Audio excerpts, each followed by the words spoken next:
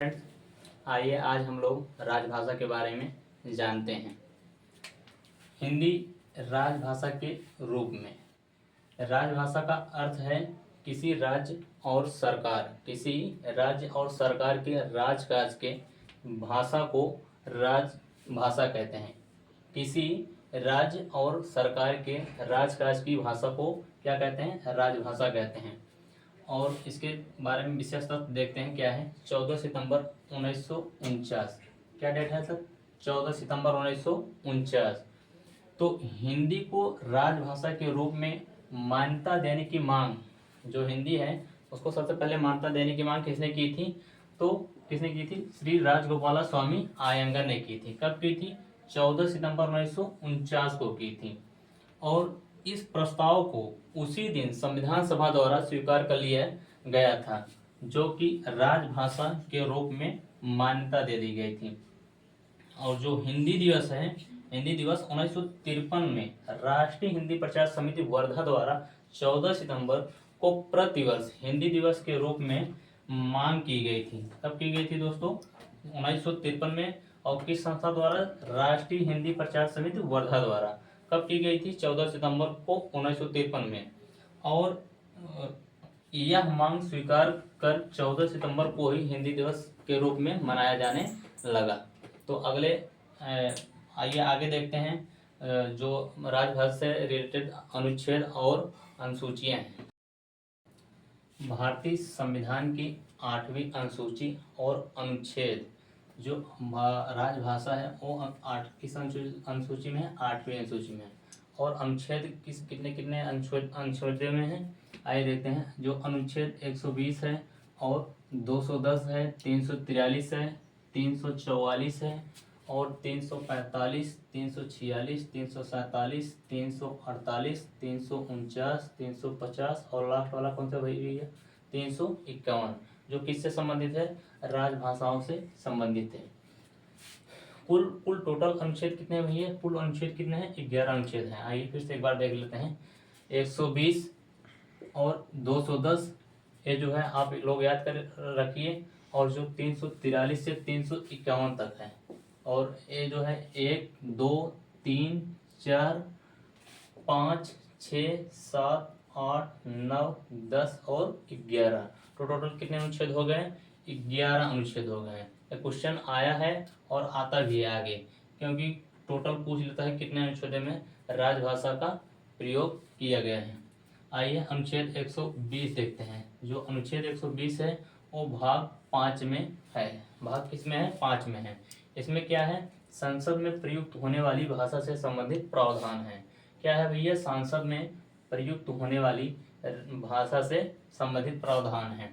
इसमें जो है इस अनुच्छेद में निम्नलिखित 3 उल्लेख हैं। इस अनुच्छेद में कितने उल्लेख है भैया? 3 उल्लेख हैं। आइए देखते हैं। पहला कौन सा है? सांसद का प्रत्येक सदस्य संसद की बैठकों के दौरान हिंदी में अपने विचार प्रस्तुत कर सकता है। कैसा विचार प्रस्तुत कर सकता है? हिंदी में। और कौन कर सकता है? सांसद की बैठकों में के दौरान हिंदी में अपने विचार प्रस्तुत कर सकता है। कौन? सांसद के सदस्य। और प्रत्येक सदस्य कर सकता है। और जो है दूसरा क्या है इसमें पॉइंट है? आगामी 15 वर्षों तक यानी 1965 तक अंग्रेजी बोलने की छूट भी है। क्या है? अंग्रेजी बोलने की छूट है। तीसरा जो इसमें है भैया, यदि लोकसभा का अध्यक्ष या राज्यसभा का सभापति चाहे तो किसी भी सदस्य को मातृभाषा बोलने में विचार प्रकट करने की छूट दे सकता है। आइए फिर से एक बार देख लेते हैं अनुच्छेद 120। इसमें क्या है? संसद में प्रयुक्त होने वाली भाषा से संबंधित प्रावधान है।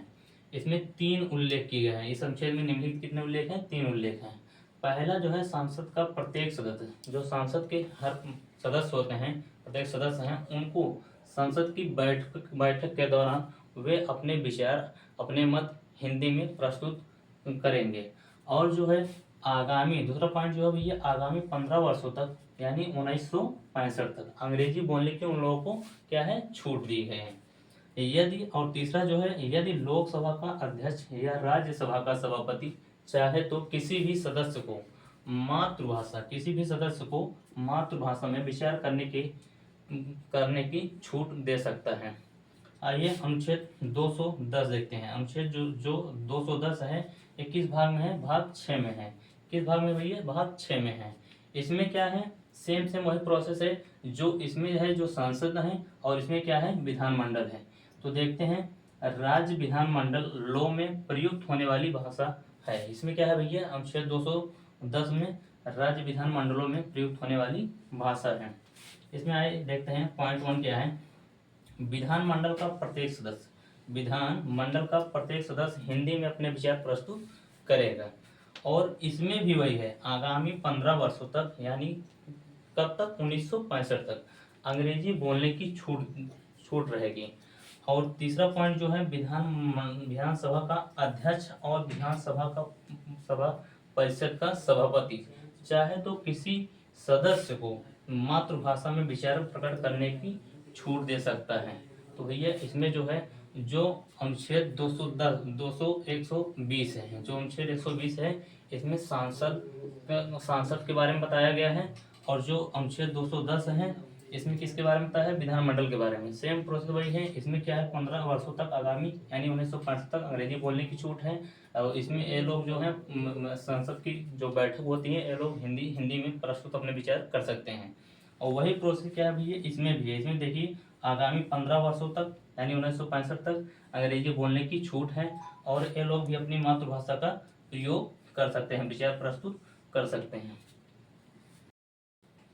आइए हम लोग तीसरा अनुच्छेद देखते हैं। इसके पहले जो 110 और 220 अनुच्छेद देखे थे, ये कौन सा है? अनुच्छेद 343 है। अनुच्छेद 343 किस भाग में भैया? भाग 17 में है। किस में है? भाग 17 में है। इसमें क्या है? राजभाषाओं से संबंधित प्रावधान है। अनुच्छेद 343 जो है, भाग 17 में राजभाषाओं से संबंधित प्रावधान है। इसमें आइए देखते हैं, इसमें क्या है? भारत की राजभाषा हिंदी होगी। इसमें क्या कहा गया है? भारत की राजभाषा क्या होगी? हिंदी होगी। और जो दूसरा पॉइंट है, लिपि इसकी क्या होगी? देवनागरी होगी। लिपि कैसी होगी भैया? 343 अनुच्छेद के अंतर्गत भाग 17 में क्या कहा गया है? लिपि कैसी होगी? देवनागरी लिपि होगी। और तीसरा जो पॉइंट है, अंकों का स्वरूप, जो अंक होता है उसका स्वरूप अंतरराष्ट्रीय मानक वाला होगा। अंतरराष्ट्रीय मानक वाला मतलब जैसे 1, 2, 3, 4 इस प्रकार होगा। और आइए देखते हैं अनुच्छेद चौथा। अनुच्छेद चौथा कौन सा है? 344 है। ये भी किस भाग में है? भाग 17 में है। अनुच्छेद 343 भाग 17। इसमें क्या है? राजभाषा आयोग एवं राजभाषा समिति के गठन से संबंधित प्रावधान है। क्या है? राजभाषा आयोग एवं राजभाषा से संबंधित समिति के गठन से संबंधित है। इस अनुच्छेद के अंतर्गत, ये जो अनुच्छेद 344 है, इसके अंतर्गत अब तक केवल एक बार राजभाषा आयोग का गठन हुआ है। कितनी बार हुआ है भैया? एक बार राजभाषा आयोग का गठन हुआ है। आइए देखते हैं राजभाषा आयोग। राजभाषा आयोग, इसका गठन कब हुआ था? 7 जून 1955 को हुआ था। कब हुआ था राजभाषा आयोग का गठन? 7 जून 1955 को। इसमें कुल सदस्य, जो राजभाषा आयोग है, इसका गठन जो है 7 जून 1955 को हुआ था। और इसमें कुल सदस्य कितने हैं भैया? 30 हैं। टोटल सदस्य कितने हैं? 30 हैं। 30 में से 20 कौन से सदस्य हैं? लोकसभा के हैं। और 10 कहाँ के हैं? राज्यसभा सदस्य हैं। और इसके अध्यक्ष जो हैं वो कौन है? बाल गंगाधर खेर हैं। इनको शॉर्टकट में क्या बोलते हैं? बीबी खेर बोलते हैं। और ये उस समय क्या थे? तत्कालीन मुंबई के मुख्यमंत्री थे। क्या थे भैया? तत्कालीन मुंबई के मुख्यमंत्री थे। आइए देखते हैं फिर से एक बार राजभाषा आयोग को। इसका गठन 7 जून 1955 को हुआ था। कुल सदस्य 30 थे, जिसमें से 20 लोकसभा के सदस्य थे और 10 राज्यसभा के सदस्य थे। और इसके जो अध्यक्ष थे कौन थे? बाल गंगाधर खेर थे। बाल गंगाधर खेर थे। इनको शॉर्टकट में क्या बोलते हैं? बीबी खेर बोलते हैं। और ये प्रेजेंट में उस समय के, यानी तत्कालीन मुंबई के मुख्यमंत्री थे। जो राजभाषा आयोग ने अपना प्रथम प्रतिवेदन है, ये 1956 में दिया था। कब दिया था भैया? 1956 में, जिसे 1957 में संसद के समक्ष रखा गया था।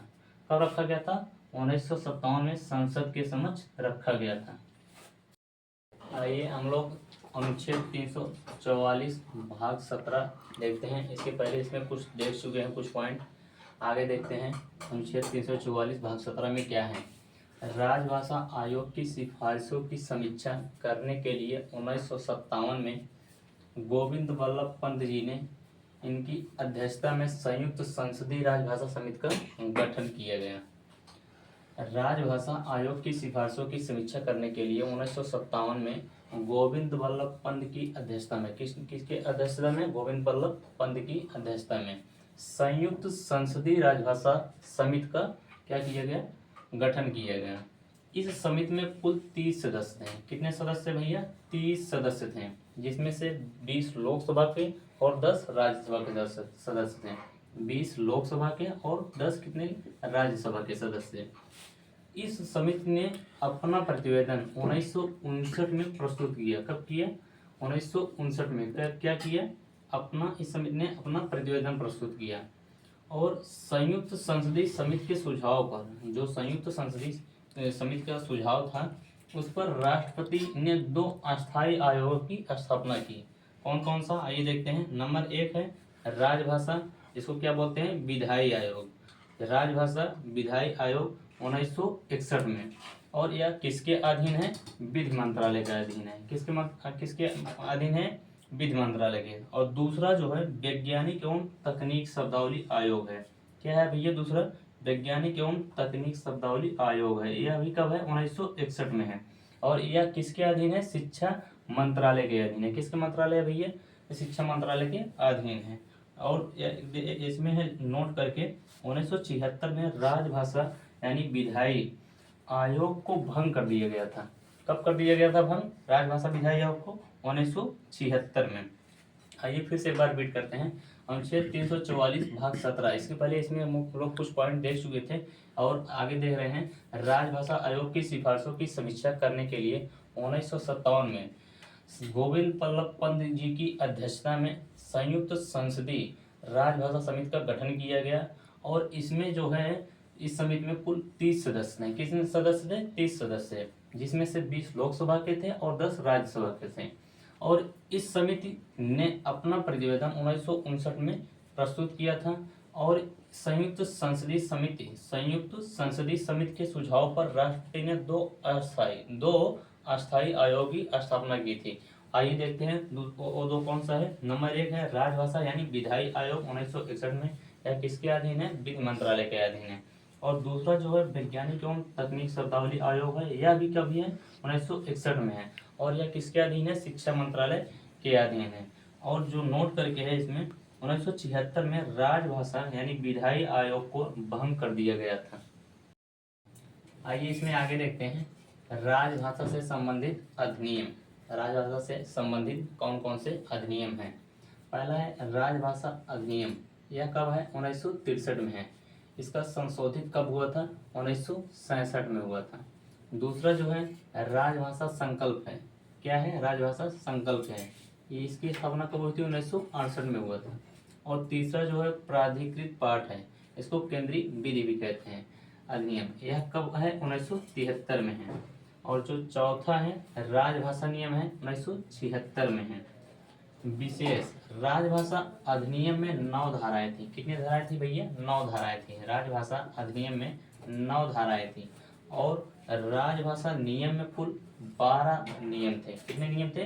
12 नियम थे। राजभाषा नियम में कुल 12 नियम थे और राजभाषा अधिनियम में 9 धाराएं थी। आगे देखते हैं राजभाषा के विकास से संबंधित संस्थाएं। राजभाषा के विकास से संबंधित जो जो संस्थाएं थे उसको हम लोग देखते हैं। पहला है केंद्रीय हिंदी समिति नई दिल्ली। कौन सा है भैया? केंद्रीय हिंदी समिति नई दिल्ली। कब है? 1967 में है। इसके अध्यक्ष कौन है? प्रधानमंत्री होते हैं। और इसका कार्य क्या है? भारत सरकार के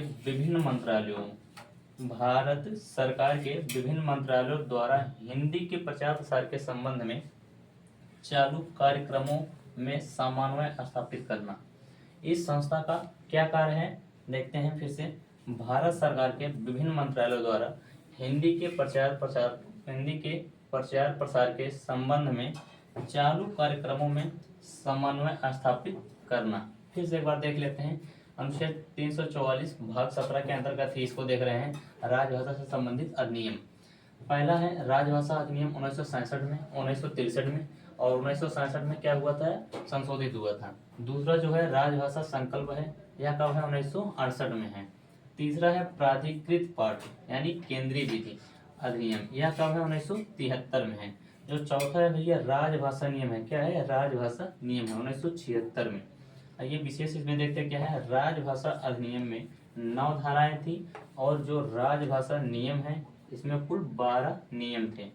उसके बाद देखते हैं राजभाषा के विकास से संबंधित संस्थाएं, राजभाषा के विकास से संबंधित संस्थाएं। पहला जो है केंद्रीय हिंदी समिति नई दिल्ली, क्या है, केंद्रीय हिंदी समिति नई दिल्ली, यह कब है, 1967 में। और जो अध्यक्ष हैं कौन है, प्रधानमंत्री जी हैं, कौन है, प्रधानमंत्री जी। और इसका कार्य जो है केंद्रीय हिंदी समिति नई दिल्ली का जो कार्य है भारत सरकार के विभिन्न मंत्रालयों यानी भारत सरकार द्वारा जितनी भी मंत्रालय हैं उनको हिंदी के प्रचार प्रसार के संबंध में, हिंदी के प्रचार प्रसार के संबंध में चालू कार्यक्रमों में समन्वय स्थापित करना है। तो आइए उसके बाद दूसरा जो है इससे संबंधित जो संस्था है उसको देखते हैं। आइए इसमें दूसरा देखते हैं कौन सा संस्था है, साहित्य अकादमी नई दिल्ली। कौन सा है, साहित्य अकादमी नई दिल्ली किसके अधीन है, शिक्षा मंत्रालय के अधीन है। इसकी स्थापना कब हुई थी भैया, 1954 में हुई थी। कब हुई थी, 1954 में हुई थी। और इसका जो कार्य है वो क्या है, साहित्य को बढ़ावा देना, क्या है, साहित्य को बढ़ावा देना। और जो तीसरी संस्था है क्या है, नेशनल बुक ट्रस्ट, क्या है, नेशनल बुक ट्रस्ट, यह किसके अधीन है, यह भी शिक्षा मंत्रालय के अधीन है। और जो इसकी स्थापना है 1957 में हुई थी। और इसका जो कार्य है वह क्या है, साहित्य विज्ञान एवं शिक्षा, क्या क्या है, साहित्य विज्ञान एवं शिक्षा से संबंधित पुस्तकों का प्रकाशन है। और जो चौथा है वह क्या है, केंद्रीय हिंदी निदेशालय नई दिल्ली, क्या है, केंद्रीय हिंदी निदेशालय है कहाँ पे, नई दिल्ली में। यह भी किसके अधीन है, शिक्षा मंत्रालय के अधीन है। और इसकी जो स्थापना हुई थी भैया कब हुई थी, 1960 में हुई थी। कब हुई थी, 1960 में हुई थी। और जो इसका कार्य है क्या है, शब्दकोशों एवं विश्वकोशों का अहिंदी भाषी राज्यों, क्या है, अहिंदी भाषी राज्यों क्षेत्रों के लिए निर्माण है। और जो पांचवा है वह क्या है, वैज्ञानिक एवं तकनीकी, क्या है भैया, वैज्ञानिक एवं तकनीकी शब्दावली आयोग, यह भी कहाँ पे है, नई दिल्ली है। कहाँ है, नई दिल्ली है। इसकी जो स्थापना है कहाँ, कब है, 1961 में है। और जो इसका कार्य है वह क्या है, विज्ञान एवं तकनीकी शब्दावली का निर्माण करना। आइए एक बार फिर से देख लेते हैं। दूसरा जो है साहित्य अकादमी नई दिल्ली है और यह शिक्षा मंत्रालय के अधीन है। इसकी स्थापना जो हुई थी 1954 में हुई थी। इसका जो कार्य है वो क्या है, साहित्य को बढ़ावा देना है। तीसरा जो है नेशनल बुक ट्रस्ट है, क्या है भैया, नेशनल बुक ट्रस्ट है। और ये जो है क्या है, शिक्षा मंत्रालय के अधीन है। यानी जो साहित्य अकादमी नई दिल्ली है और नेशनल बुक ट्रस्ट है और क्या है, केंद्रीय निदेशालय, केंद्रीय हिंदी निदेशालय, ये तीनों किसके अधीन है, शिक्षा मंत्रालय के अधीन है। और जो दूसरा वाला जो तीसरा है नेशनल बुक ट्रस्ट, ये भी शिक्षा मंत्रालय के अधीन है। इसकी जो स्थापना है 1957 में हुई थी। और इसका जो कार्य है साहित्य विज्ञान एवं शिक्षा से संबंधित पुस्तकों का प्रकाशन है। और जो चौथा है केंद्रीय हिंदी निदेशालय है नई दिल्ली में, शिक्षा मंत्रालय के अधीन यह भी है। 1960 में इसकी स्थापना हुई थी। और इसका कार्य जो है शब्दकोशों एवं विश्वकोशों का अहिंदी भाषी राज्यों क्षेत्रों के लिए निर्माण है। और जो पांचवा लास्ट वाला है वैज्ञानिक एवं तकनीकी शब्दावली आयोग, यानी कहाँ पे है ये, नई दिल्ली में है। इसकी स्थापना कब हुई थी भैया, 1961 में हुई थी। इसका जो कार्य है विज्ञान एवं तकनीकी शब्दावली का निर्माण करना। तो दोस्तों अगर वीडियो अच्छा लगा हो तो प्लीज़ लाइक शेयर एवं सब्सक्राइब करिएगा। धन्यवाद।